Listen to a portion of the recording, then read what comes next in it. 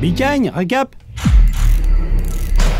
Dans Orange is the New Black, Piper, archétype de la bobo new-yorkaise, se retrouve en prison pour une erreur de jeunesse. Qu'est-ce qu'elle a fait? 10 ans avant, elle a succombé au charme d'Alex et a transporté pour elle une valise d'argent. Je travaille pour un cartel de drogue international. C'est ballot. Oui, elle est condamnée à 15 mois de prison. Oh Dieu, pendant que je serai ici, je vais rater au moins 3 nouvelles générations d'iPhone. Ça donne le ton. Oui, d'autant plus qu'entre-temps, elle s'était rangée et qu'elle allait se marier avec Larry, un jeune journaliste. Alors dès son arrivée à la prison de Litchfield, Piper insulte maladroitement la cuisinière Red. La bouffe ici est dégueulasse. Je vais juste te faire crever de faim.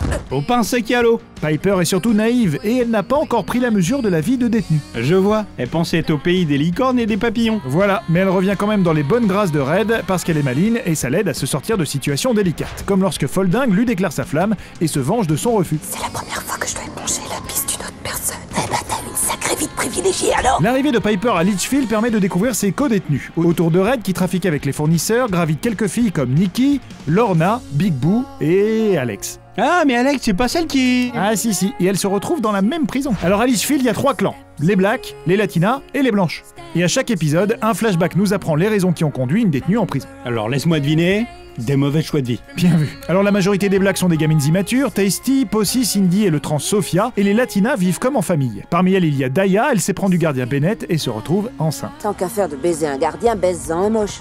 Il t'en sera bien plus reconnaissant et t'offrira des cigarettes ou alors des hamburgers de chez McDo. Ah, les gardiens, ça manquait au tableau. Cette grossesse, c'est la cata. Alors les Latinas trouvent une super parade. L'un des gardiens, Mendes, surnommé Pornstache par les détenus, est particulièrement sadique. D'ailleurs, il trafique de la cam à l'intérieur même de la prison. J'aime pas qu'on marche sur mes plates-bandes. Du coup, les Latinas le piègent en faisant croire qu'il a violé Daya. Et il est viré. Et Piper, toujours sur un arc-en-ciel?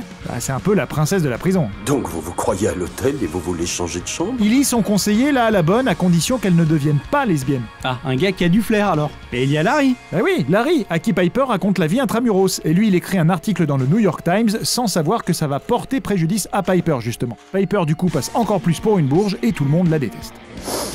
Toi chérie, ta merde s'enchaîne mal. Oh, pauvre choupette. Et quand Ellie l'impose à la tête du syndicat des Blanches, sa challengeuse, Pensatuki, timbrée et camée, décide de lui faire la peau carrément. Bye bye, licorne et paillettes. Et quand Larry apprend que Piper et Alex reforment un couple, il appelle plus. Et Piper se retrouve au trou. D'accord. Et la princesse devient Cendrillon. Et oui, le soir de Noël, Pensatuki l'agresse sous les yeux de Ellie.